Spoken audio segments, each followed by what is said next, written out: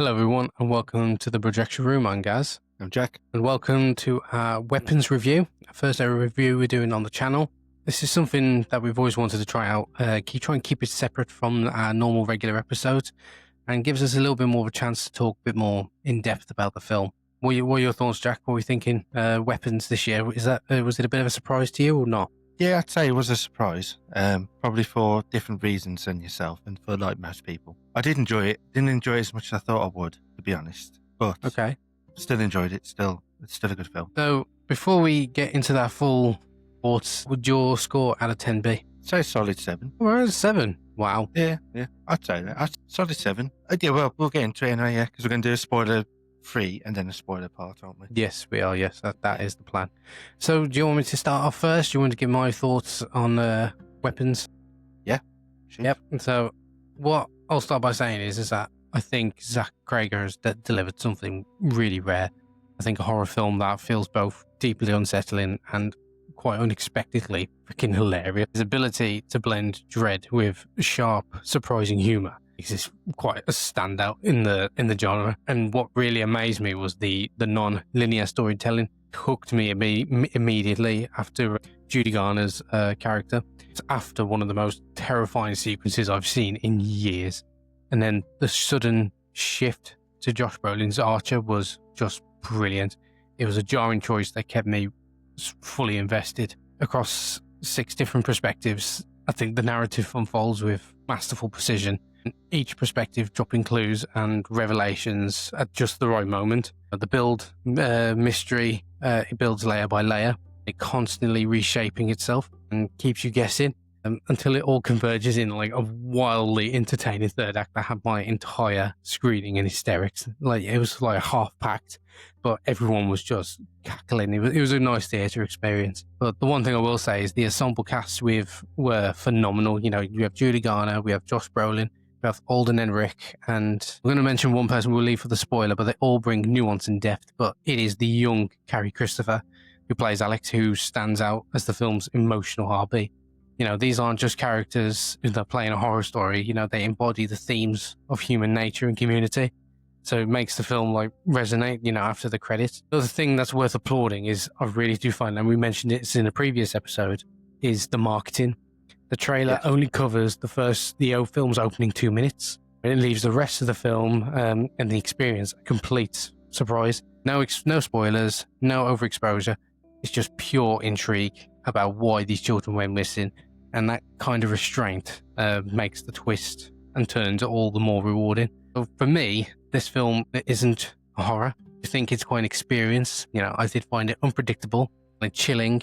I found it endlessly inventive. And again, I found this film absolutely hilarious. So that's why my score is actually a 9 out of 10. It's my second favourite film this year. Just behind, we'll get into that as a later point. Listen, fair enough. You know, I think some of the things you've reeled off there, you are right. But with your aspect of the marketing side and what I mentioned in our last podcast, they actually did a really good job of misleading, like the point I made. Because in the trailer, you can see all the kids, they got makeup on, haven't they? And literally all the kids, but in the film, I don't know if this is spoiler territory, but I'll mention that point more in the spoiler territory, just in case. But it kind of throws you off, is what you're trying to say. Yeah. It thinks you're going in one direction, and then it's just like totally different compared to the trailer to the actual full film. Yeah. So, funny enough, I think one of the things I had a problem with it is the humor.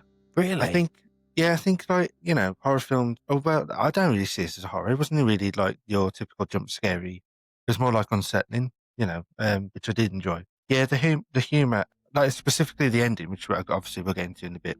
Yeah, I didn't really see it as like going into it. I didn't really see it as a funny horror comedy sort of thing. It's not really it's not comedy. It does have humor, but you know, like if it's sprinkled in a little bit, then yeah. But the humor plays such a part in the main plot, like on 2 separate occasions. That's where I was a bit like, okay, you know, a bit like, oh, I didn't really like that. Yeah, I think that's due to Zach Cregger's background because he does a lot of because obviously we live in Britain, we don't have the shows like Jimmy Kimmel. He does, and it was his Saturday Night Live SNL. Yeah, he does a lot of sketches for them. So I think he really uses his humor to the fullest, for me anyway, the fullest effect in it, because it quite a heavy tone film. You know, it's quite dark. It's quite like I said earlier, it's quite unsettling. So I think to have the humor in there, it kind of releases that little like relaxing factor about it. Yeah, but I mean, like with the subject matter, like with all the kids going missing, that I mean, surely you think that the subject matter, like it's serious, like it doesn't really. I don't feel like it needs humor, sort of thing, Yeah. or humor that's projected as big as it is in this film. Like I say, to certain cases, like I haven't got a problem with the humor with the James character, the drug person, because obviously, like that humor, it's like that was fine. It was quite funny, the stuff that he gets up to, and his like problems that he runs into with Paul, the cop. I thought that was quite funny because it was harmless, well, not literally, but like it was, it didn't serve a purpose. Well, it did serve a purpose, but it didn't like affect the whole film. Whereas like the two problems that I had, it sort of did. Which So again, I'm surprised you say that, because I think the James's character, you wonder halfway through when we get to his story, you're thinking, where are we going from here? And you think, and then eventually what happens with him and how his part of the story surfaces later on, and how it adds to where they get to at the end. I thought it was superbly done, because there was a point in this film where I was, like I just said, I was thinking, don't know where we're gonna go from here. Like, I was still enjoying it. I was having a hell of a great time, but I was kind of thinking, where are we going next? Like, do you feel like first three stories were sort of like adding a bit of layer and uncovering a little bit more, but when we got to him, we spent a good few minutes of him being a complete and utter dick to society, if we're being totally honest, but then again, the humor was hilarious, trying to open cars, trying to, saying to his brother he still needs money, but to get the job, but I still need, I've got the job, and I need money to look nice in order to, work at the job. And, I found that whilst trying to break into cars and trying to sell stuff to pawn shops. I think that element of it, I thought was really clever and really funny. And when, later on in his story, when, we saw things start to unravel, you kind of think, wow, okay, that's where you were going for. You're just sort of building his character as to why he does what he does in order to, progress the story. And that's why I found this so innovative. I can't get the word. I can't get the word now. Innovative. I'm going to go with that one. That's me doing that, mate. Yeah, I know, yeah. So, I mean, I loved every single one of the stories. I think Judy Garland's character, I believe her name was Alex, I think. Justine. Should have looked up the names before we started. I know Josh Brolin's his Archer. Justine. Because he was Justine, yeah. I say that because Josh Brolin was my favourite storyline and favourite kind of character in the film. I think embodies masculinity, thinking that he's obviously, just by the few scenes of dialogue, and that's what I love so much about the movie, is that it's so embedded in really just minimal dialogue, but it gives away so much about a character. Like when his wife, they're really feeling the effects of, the child missing, and it's affecting his marriage. His wife just walking in saying, I'm going to work, and he's sleeping in his son's bedroom. And then he goes to work and he's forgetting stuff. He's obviously a construction site manager. He's forgetting to order stuff, or I forgot to pick the wrong colour of paint. But again, the paint leads on into Justine's character beforehand with the writing witch on her car. Yeah. And very clever stuff. Going back to Archer, I think the fact that he had no control over a world where he had all the control in the world. And I think on a personal note, I think I resonated with his character a lot. Also, I found one of the most funniest lines in that film is where, I think it's deep into spoilatory, but all I'll say is when he shouts, what the F, really loud. I thought that, we'll talk more than spoilers, but I thought that bit was hilarious. And Justine's character, she's just a caring person, but unfortunately she oversteps the boundary. And I feel like you can look at that in like any type of society now, especially nowadays. You feel like what you're doing is the right thing, whether it be hooking a child at school just because they're having a bad day, or, and you think that oversteps the boundary, or she offers a child a lift home, could be seen as stepping over the boundary, but she's just doing what any other person would, and the right thing. Yeah, she wants to do the right thing, and unfortunately, that's got her where everyone believes that she had a heavy involvement in the missing children. Yeah. What I did like about Justine's character is like every time you cut to her, the camera was behind her, like following her. So it's almost like she's always like looking out. I like that. I picked up on that, and I thought that was clever. Yeah, that was good. Wow. I like that. Yeah, I know. Yeah. But yeah, but the one thing I'd mention before we go into the spoiler stuff is, if this film was non-linear, so like say if it didn't cut between Justine, Archer, Paul, blah blah blah, would it stand out as much? Do you think? Yeah. I don't think it was done. I don't think it would have stood out much at all. I think having it from a perspective of Justine, I don't think you would have had, there would have been a lot more mystery, and you feel like things were being forced, like the plot would have force fed. It would have been force fed to us a bit more. Like she would have to do really stupid things that we, getting to know her a little bit through the film that would be so out of character. I think it would have took me out of it. But I think the fact that have if we have six different Take a jump. stories, and I'm sorry, if we have six different stories, and you see like they go down one path and they go down the other, and how it converges together, but just by the little events like they've gone through. I think it adds more pieces to the puzzle. So when we finally get to Alex's character, who's the whole emotional core of the film, you feel like everything's just laid out for you. And I think because we've had the information from the other stories, then like, right, what's happened? Like, this is like what's gone on now. So I think that was just incredibly well done and very well thought of. Right. So I think let's not talk about Alex, because obviously that's where all the spoilers contained. So this is your spoiler warning for Weapons. I highly recommend you pause the video, go and watch it, come back and let us know what you think. So you've been warned, unless you like things being spoiled for you. Full spoilers now for Weapons. So Amy Madigan's character, who I left out in my initial review, is Aunt Gladys. One of the best horror icons in the future. I absolutely loved and hated her character at the same time. The fact that she came into Alex's world and completely ruined it for him, totally destroyed his parents, the threats she makes to him. I think she was just intimidating from the get-go, man. Yeah, I wasn't expecting her to, because like you mentioned in the trailers, we hardly got anything. So you see her face where she's lying sideways. I didn't think she'd be in this film like as much as expected. Yeah, she was creepy. She's a total bitch.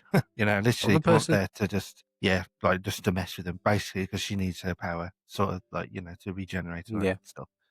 Yeah, well, I'd like to see more of her, which, funny enough, in our next video we'll mention. I was more or less going to say how, and she turns up to Benedict Wong's character Marcus's story, and this is what I mean about layers, is that she turns up and she's asking for a bowl of water, and you're wondering, a bowl, which I think is very, at first everyone's like, okay, it's a bit strange, but again, it links back to like, awkwardness and how society is. Marcus was just doing the right thing, and saying, but he didn't want to, did he? It was his he didn't want to, boyfriend which technically he wasn't wrong, outside of school, as it's confidential, whatever, and his partner's like, no, you can't do that, Lynn. I think that's the social etiquette of nowadays. Like, you feel like you have to do the right thing. As well.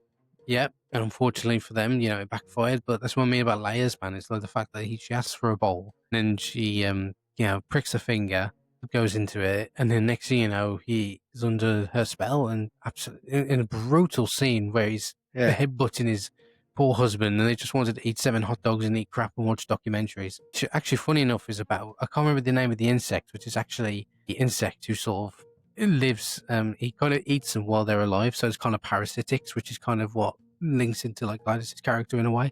So yeah, that scene, but it was absolutely riveting. And then obviously previously in Archer's story, you see Marcus's character like running down the street. But again, our audience was laughing, and then like they're all going, "What the fuck?" Like, and then you get that link back. You're sort of rewarded for the patience of it, and then it tells you why he's got to where he got, and we go back to it, and then I just think it's very clever how it was done and how it was written. I loved how when we got to Alex's story, we get the full, literally, the whole thing told for us, which I think, in some people's cases, they're going, it's just an exposition. But then you get to that point where you've had 5 stories and you're like, okay, how the hell are these children going missing? Like, what happened? So then when it gives us the whole story, you're sort of on board for it. You're like, okay, you tell me, I want to know. And you're sort of open to sort of, people can see it as exposition. But I thought it was like, this is what we want. But they did it in such a way where they say, because he was like pointed at saying, why is he the only one who hasn't been taken? Like, what makes him so special? And then you get the reveal about his Aunt Gladys being like some sort of witch. What are your thoughts on the witch side of things? Because I personally love it. I'm all for that type of stuff. I think if it was something, I don't know, if it was just Gladys kidnapped them or a person kidnapped them, but how, it wouldn't make sense. I think the way the story was going, it did surprise me, but it surprised me in the best way possible. Yeah, I had no problems with the whole witch thing. I'm glad it was a witch thing and not a cult thing, some alien parasite thing or Mm, whatever, yeah. whatever it could be. Yeah, I don't mind that, the witch side of it. But that actually linked to my point at the start, where in the trailer they have all the kids who've got makeup on, like, and then in the film, like you just mentioned, it's only Alex who isn't, who's just there. So it was misleading. Like the Hmm. trailer misled, the audience, because you think all the children have gone, and that's why everyone's in an uproar and a mad rush to try and find them. But no, there's actually Alex who's there, which added a good layer to it. But yeah, I got no problem with the witch stuff, and I thought it was clever how just to get something off him, like that. That scene was really creepy, where I think it's Justine sleeping, and then the mom comes out in the night and That, just in my initial review, when I said one of the most yeah, scariest scenes ever. Oh my god! And it I was creepy. Yeah, hated how the camera just it zoomed in, yeah, and then yeah, we were just waiting, and yeah. everybody in my screening was sort of like Does he just wait for preparing. something? Yeah, Yeah, he was, but then that slow little. I was like, yeah, oh no, nah, man! Like that's just But then I love getting camera work, man. How it pans back out. But then when she tries the car, the car and the car's locked, everyone giggled, including me. And then she goes off camera, and then you hear the door at the back door, and everyone's like going, "Oh my god!" And then you see the scissor. Oh man, it's just so good, so yeah. I did like that. intense. Yeah, it was Yeah, brilliant. It terrified me.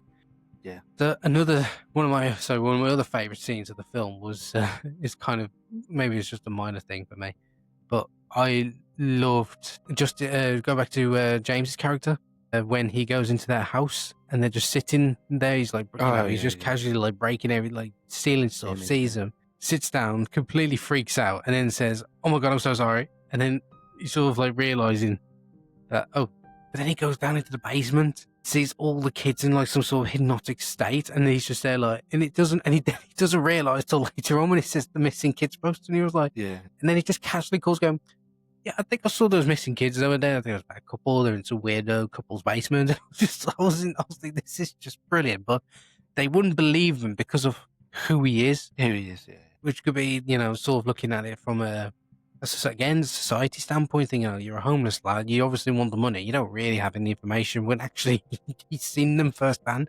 I thought he was really clever writing, and I thought the whole scene was really funny. I think one character we haven't mentioned was Paul, the police officer. I think he was probably my least favorite character out of the six, being totally honest. yeah. Didn't really serve much of a purpose, really. It was just like he has a relationship with Justine. He's the one who tracks Paul, but he sees Paul break into that building, and then it's sort of. But then by the end of it, he's basically like in a vegetative state, like pretty much, Yeah. isn't he? He goes into the house and gets turned or whatever, gets hypnotized, whatever you want to call it. And then doesn't he die? Does he die? He does. He gets shot by Justine at the Yeah, end yeah, in their house. But again, although I say he's my least favorite character, again, serving the purpose to the story, he sees James breaking in. He gets a bit upset because he has a needle put into him and punches him in the face, which I thought was hilarious. And then, because obviously that might affect his job being a police officer, which again, you could look at society, police brutality, thinking they're above the law, sees the camera in his car, yeah. Dash shits camera himself, caught goes him. to his father-in-law saying, "Can you help me He's out here? chief A of bit of a police. jam." Yeah, who's Yeah, the chief of police saying, "Can you give me a hand here?"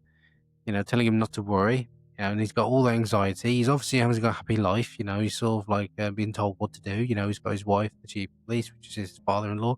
It kind of builds up his, his emotion and his mental state. And then I do like the fact that we had a different perspective from his, and Justine's arc when they meet up at the bar at the start. She like embraces him in this hug, and then he, from his perspective, he doesn't really embrace her. And then she's yeah, saying they didn't have sex, and then next scene, do have sex. I like how every story was interpreted differently. yeah, But yeah, yeah, and then sorry, and then to harken back to James's point, seeing him again, and you realise in James's story they actually had information. He was coming to the studio, to the police station to talk about it, and then that's when he links into that. And I thought it was just really clever how like layers and story was sort of merged together, and how it all culminated into the third act, and how all the pieces of the chess puzzle eventually go to this house to encounter Gladys. I thought it was just excellent stuff. yeah, yeah. And then, but this is where like I had major issues with the humour side. So when James is turned with Paul in the house, and you got Archer, Justine, and Alex in the house. Gladys is in the room. She just locks herself in the room, puts salt down, basically telling them to just kill him, get rid of him, and all the kids are after him as well. I want to say, or I don't know. That's later on when Alex breaks it. Yeah. So yeah, you got Archer fighting James, and then Paul is basically choking Justine out in the kitchen. Yeah, in the kitchen. And then like the first time, yeah, it's quite amusing because like he just launches him, and then he gets up again, and you're like, okay, that's quite funny, whatever. But then he does it again, and you're like, okay, all right, okay. Then he does it again, and you're like, okay, like, like in the moment, like, yeah, I try. It's awkward really because I try to see it from an audience member, but then like in my head, I'm like, dude, literally, like Justine is getting killed in the corner, like she's getting choked out, and like he's just there, just whipping this guy around. How can he help her while he keeps getting back up? Well, no, there's a point where he launches him, and then like he's like down for like a good 3-4 seconds. You could then just like. So 3 or 4 seconds is enough to get up and go and sort okay, out. 3-4 seconds, right? So say he launches someone over there. Right? 1, 2. Okay, 3. Justine's in there. All right, I'll go get her. That's it. Yeah. And then, but then if he was going towards, like, it would have made more sense if he'd done that. And then like he gets up again, like, and then he does it. He's like, all right, fuck's sake, I'm going now. And then like as he's literally by it, he jumps over again. He's like, Jesus Christ, like something like that. So like I think he's that was actually, funny. He's trying to actually help, like, get towards Justine, but he keeps getting backtracked. Like, yeah, it could have been done in a different way. Like the scene could have been funny, while still not making him like look a bit daft, because he was a bit daft, in my opinion. You can, yeah. I mean, you could look at it as being slapstick, but then a part of me is like, well, if he's under a spell and he's been instructed by the spell to kill these people, and then he's not gonna just lie down being knocked out. I don't think when they're under the spell they can't feel or anything along those sorts. I think they're instructed in their heads to kill these people, so they will keep getting back up. And obviously, we learned through Justine's side of things, the only way to get rid of them is to kill them. By the way, that peel when she's fighting Paul and she gets the potato peeler and like they slice the skin off. The worst ones when the parents are stabbing themselves in the face. Stabbing themselves in the Gladys' That's the worst. threat. Yeah, that was Gladys' threat to Alex. Yeah, that was brutal, man. Yeah, but yeah, don't have a problem with that. Like, keep getting up, but if he was like just trying to make an effort to get to her, then whatever. But it's just the fact, like, he's just, like I say, he's just launching him and he's just standing there. But like that wasn't even the worst one, in my opinion. I'm not a fan of the scene with the kids like chasing Gladys down. You not? No, I'm not a fan of that. You know what? The whole screening, and I can't say our screening was full. I think there was about 20 people in there. And it was one of the smaller screens in our local cinema, but I mean, we was all cackling, man. I loved it. I thought we were rewarded for, the intense emotional ride of like trying to find these characters, and then to have that as your ending for Gladys. I thought it was hysterical, man. And just breaking through different houses and go smashing through windows, just trying to get her under Alex's spell to kill her. I thought it was hilarious, man. I thought it was fucking funny as hell. Yeah, and the fact that it tore her up, man, that's one of the most deserving deaths I've seen. It was so satisfying to watch her getting pulled apart by them kids. I thought it was excellent, like the bit with the jaw and like ripping the head and then like pulling the leg off. It's excellent. I was like, damn right, she deserves what she gets. Yeah, I don't know. Maybe I just don't know. Maybe the humour just wasn't there for me. Maybe like, I don't know. The way she was handled a bit better. Yeah, just saw by the end of it when it was like I was just sat there thinking, okay, this is done for a laugh now. Like, it's a bit like that. I don't know, because like you say, like they mentioned that, and you see the like anxiety and the dread and the desperation for him to find the kids. So, like Josh Brolin is literally making up a map, and Justine's literally like putting their career at risk and doing all these things to find the kids. And then by the end of it, they have all the kids running after her, like slapsticky way. All you gotta do is stick the Benny Hill theme on, and it was like, okay. Yeah, I think that's probably what he was going for, Zach Cregger, when he was writing that. I mean, he gave us that. I mean, I just love the fact that guy was mowing his lawn. He looks up in the camera pans, and then you got Gladys running, and you have a few seconds, and then you just go, the kids freaking running. I thought it was brilliant, man. I thought it was funny. Yeah. It was great. Yeah. Well, you know what? Everybody's interpretation of humor is differently, and it's a shame that you didn't find that funny. I mean, I think you would be in the minority if I'm being honest, because all the reviews and things I've seen, like people posting their reviews, that everyone finds that third act, like, and especially that scene in particular, hysterical. Mm, And yeah. it felt rewarding as an audience member. But for you as well, I was surprised. How do you feel about the ending? By the fact that the kids were never brought back to their full state. It's sort of like they're still under hypnosis, like the little girl narration at the start of the film, Yeah. which was great, and then you have her narration at the end saying some are starting to talk now, some are, still in that state. His parents are. He's looking after his own boy. His parents are still rehabilitating. It's like, wow, okay, so Well, it's yeah, not. well, it's like it's going for a funny ending, like with the kids tearing up Gladys or whatever. They're still not back to their usual self. You know what I mean? So it's like they're going for a funny ending, but sort of a bleak ending where it's like, well, actually, some of these kids, they might not even come back. You know what I mean? Yeah. So it's a bit like, okay, that's a bit of a weird choice. Like either go for, your serious tone and then have that bleak ending. But I guess it's like you say, this was a combination of the two genres. Yeah, it didn't really land for me. But like I say, a 7, I think I still did enjoy it. I'm glad I watched it. I wouldn't go as far as say like this is overrated because it was like you say highly rated and everybody was raving about it and that. So I wouldn't go as far as say overrated. It's slightly underwhelmed, but I can still see like your and everybody else's opinion where they're like this is great, But yeah, I don't have a problem with that. I thought it was solid. I left thinking yeah that was enjoyable, but maybe not like groundbreaking stuff. Nothing like that for me. But Fair enough. yeah. So those are your final thoughts. My one quick question before I give my quick final thoughts on it. How do you feel? Archer's dream sequence, and he looks back to the house, and With the there's gun. a machine gun. Yeah, what is your interpretation? That's the only reason it's not a 10 out of 10 for me. 'Cause I don't really know what that was about. Well, wasn't there? Wasn't I mean that could be that can be up to interpretation. Like, wasn't the number 17 of the number of kids that was missing?